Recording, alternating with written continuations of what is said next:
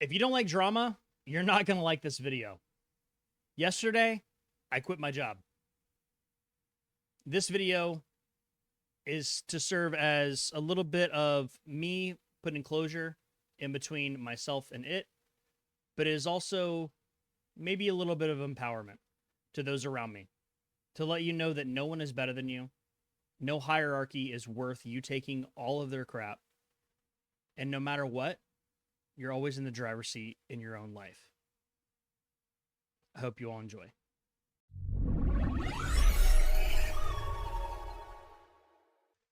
So, I joined said company in July of 2024.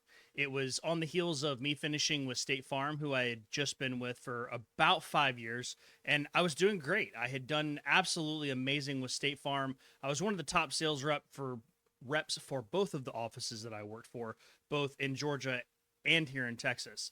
Now, the hard part was is that the reason for me quitting my Texas job was because of poor leadership. Nobody wanting to step up to the plate. And then once I, being the ever so outgoing person that I am, presented ideas, that's when things just started to go downhill because pressure builds diamonds, but it also pushes out the people that are weaker and want things to stay the same. So with this company, everything felt different. My manager, my boss, my DSM, district sales manager, was fantastic. He was great with training. He had 30 years in the field. He knew everything that I needed to know, coming from selling insurance to going to selling nuts and bolts, essentially. So, a little bit more detail about the position is here in Houston, we are the carcinogen coast. Quite literally, we are oil and gas and industry. That is what it is. It is a concrete and steel pipe jungle.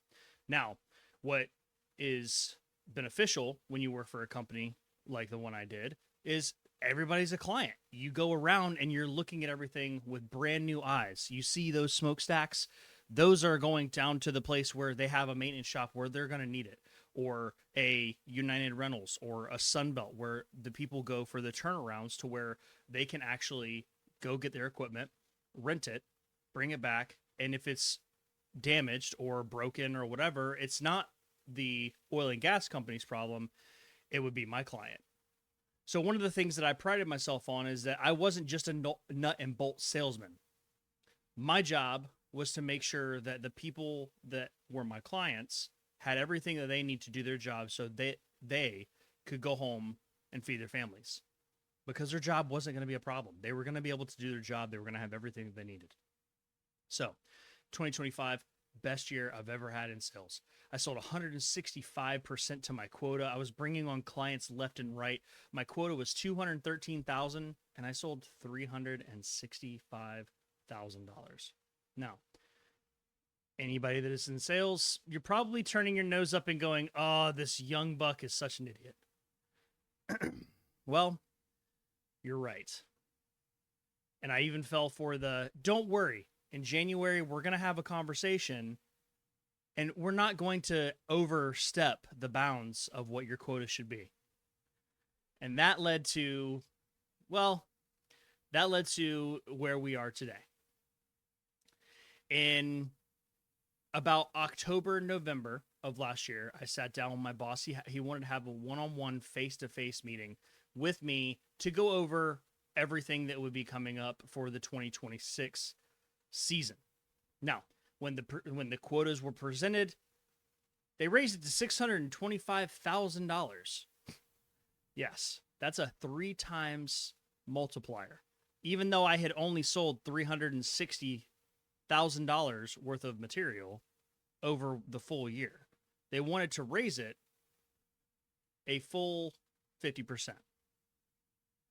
And when I pushed back, so did they, saying things like, "Don't worry, we've got your back. We know you can do it.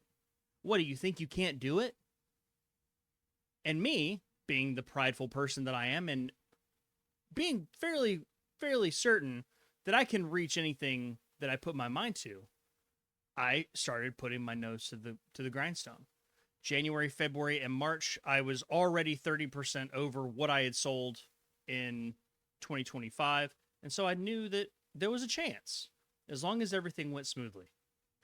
Well, in March of this year, I had to fly back to Atlanta because one of my best friend's fathers, who is the guitar player of Silver Creek, our band, the one that I'm the lead singer of, had a heart attack and was put on life support in the hospital. He was literally hooked up to everything known to man.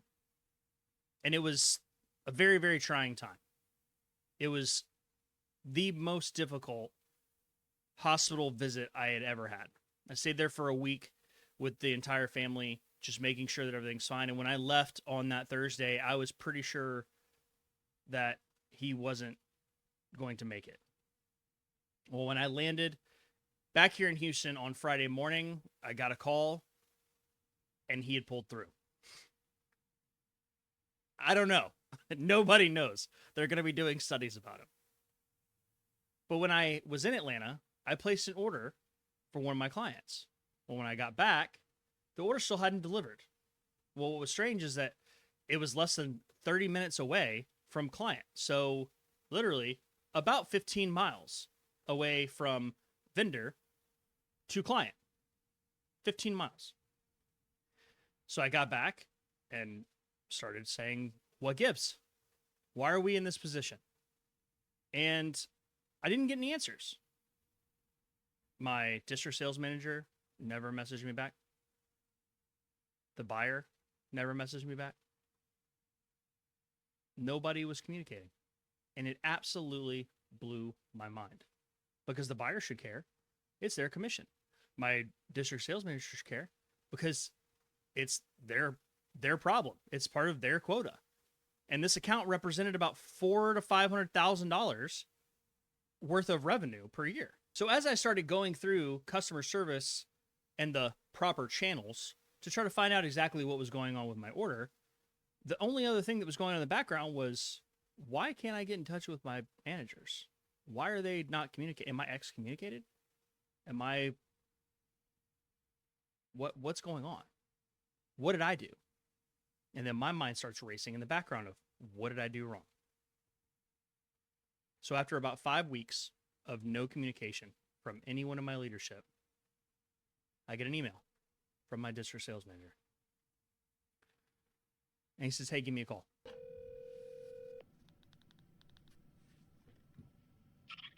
Hey, what's going on? How we doing? Doing all right, man. I wanted to catch up with you real quick before it gets too far along.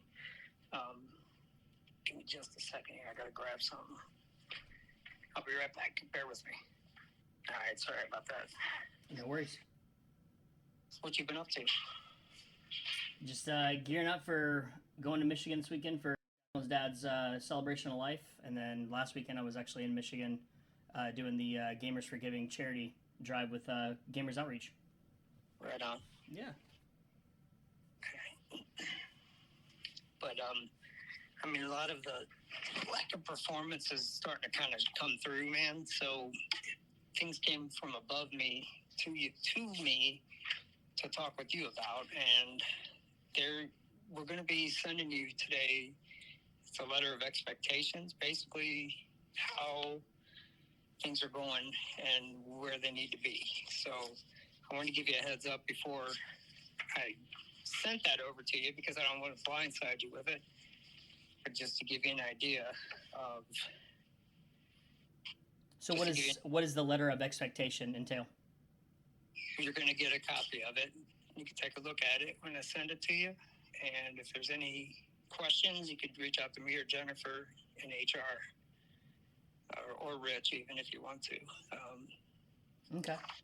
I mean, do we also have a vice versa type expectation letter for like our DSMs to our FSRs? Sure. Yeah, because I mean, the lack of communication for that whole situation was unacceptable. Well, it's already gone up the ladder, so everybody knows about it. But if you feel like you want to talk with somebody about it, by all means, reach out.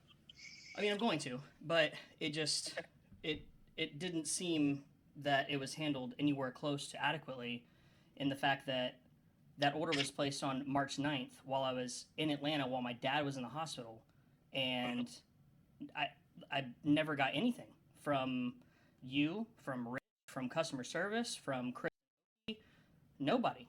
And when you and I chatted about you talking to Mark and to Brandon, you said that you were going to get that taken care of, like that day. We had a phone call, we had a conversation about it. You gave me your word that you were going to speak with them, and then that never happened. And then when I went in 2 weeks ago, they canceled all open POs with me, and it made me feel really disrespected. I understand.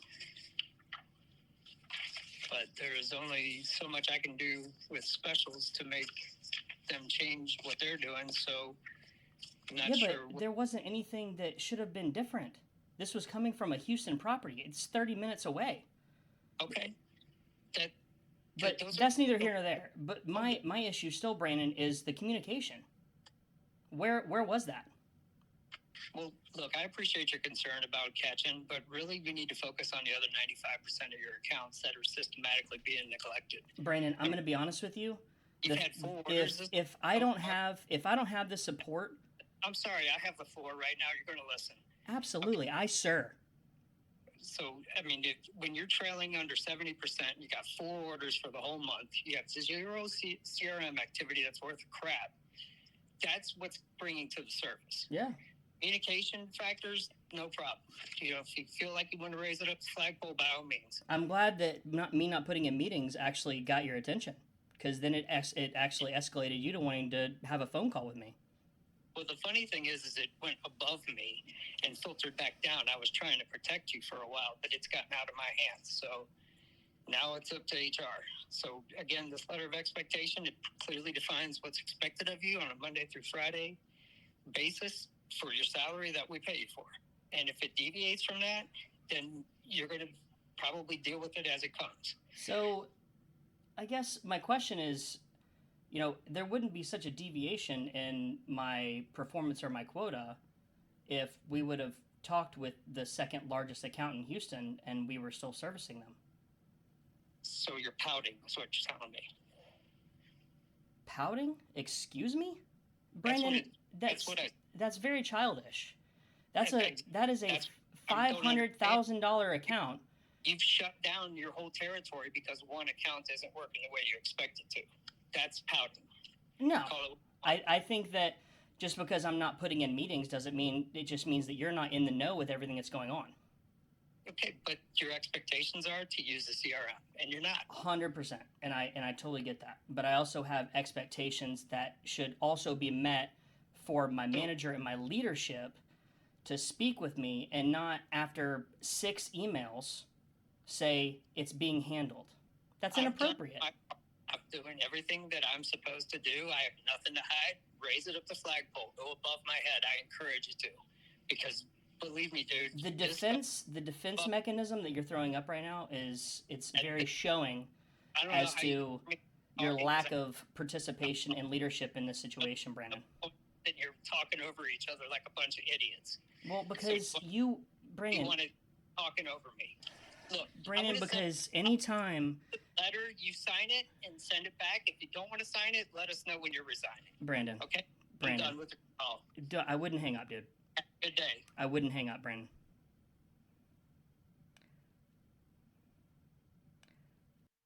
But hung up, he did. And that was the end of the phone call. That was actually the last time that I spoke with Brandon. Now, during that phone call, he did mention something, and I was in the wrong. I will fully admit that I was in the wrong. As an employee of the company, I was required to put in 8 meetings. So whether that was a phone call, an actual on-site meeting, or whether it was an email, I was supposed to put in everything that I was doing during the day. I stopped doing that. And the reason that I stopped doing that is because I knew that the second that my activity fell below a level, it was going to trigger something above him, and then it was going to roll downhill, as he even stated in the phone call. And that's why I said, good, it worked. That means that my plan, me going out of my way and intentionally failing, brought success, which is a very, very interesting thing. So the letter of expectation came. It was emailed to me, and it basically said, hey, even without this humongous account that represents 65% of your entire book of business, you were still expected to hit your quota. That would include this company. So I stewed on it. I thought about it. And I was like, you know what? I am going to run it the flagpole. I'm going to send a full synopsis as well as the phone call to our chief revenue officer. And what I got from him was the most corporate BS I have ever seen in my life. And it made me even more mad. It was so unfair. Through and through, it was the most unfair situation I feel like I've ever been involved in. Because he backed his leadership, even though his leadership was completely wrong. And that sucked. That was the worst. So, what did I do? Well, I talked to Dr. Bear. I talked to all of her family, who is very successful in everything that they've done business-wise, all the companies that they worked for, even to, one of her uncles that is, the medallion member where Delta would come and pick him up on the tarmac type situation. And every single one of them said, that's a tough situation. You probably should look for another job. Well, when I flew back from Michigan, I made the decision that once the May 1st paycheck had hit, I was done. I was going to resign. And on April 30th, which is a very special day for me and for Dr. Bear, it's our wedding anniversary, I put my resignation in. And I made it very professional. Of course, I wrote the very first draft was a, throwing punches and throwing a ton of shade, but I didn't do that. I edited it back down. I said, I will be resigning as of May 1st. If you need anything, please send me the shipping labels so that I can send back all your technology, all your equipment. Let me know if you have any questions. Boom. Yesterday, while I was streaming, I received a text message from one of my coworkers. And he said, "Did you hear what happened?" I said, "No. Why? What happened?" Brandon got fired. And the biggest smile came across my face. But it was a very confused smile. Because not only was justice served, but it was literally the day that my resignation took effect. So if I would have waited 2 days, he would have been gone. After 7 to 8 months of dealing with all of his BS, I finally drew the curtain on him. And while I can't guarantee that I am the final straw, I can't help but think that that little phone call that I sent up the flagpole, as he said, may have had a little something to do with it. So the moral of this video, the reason I'm even putting this out, is because I'm a full-time creator now. And that feels pretty freaking cool to say. I'm not working for any corporate BS structure. I've done it for far too long. It's our turn. It's our time. We're less than 100 hours, watch hours away from being completely monetized on YouTube. We literally broadcast for the greatest veteran gaming organization in the world, Regiment GG. If you're a veteran and you're watching this video and you're not a part of veteran or Regiment GG, join. Come to my links, click on them, do all the things. They take care. We take care of our own, and we've got your six. Now, today, if you're watching this video, I'm currently live for the next 24 hours because I'll be damned if corporate is going to take away my motivation to complete my goals. But I need your help. I need your time. And I know that's a very finite resource, but I need it.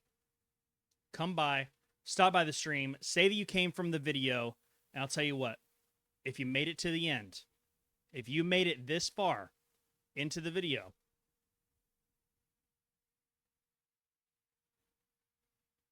I want you to come into my stream and I want you to type the first line of the Star Spangled Banner. And if you do that, I'm going to send you some merch today. Be kind, stay friendly. Take care of yourself. Take care of those around you. And don't take any bullshit from people above you. You're far too valuable to take crap from all the people above you. Above you. No one's above you. Be kind, stay friendly. Bear Out.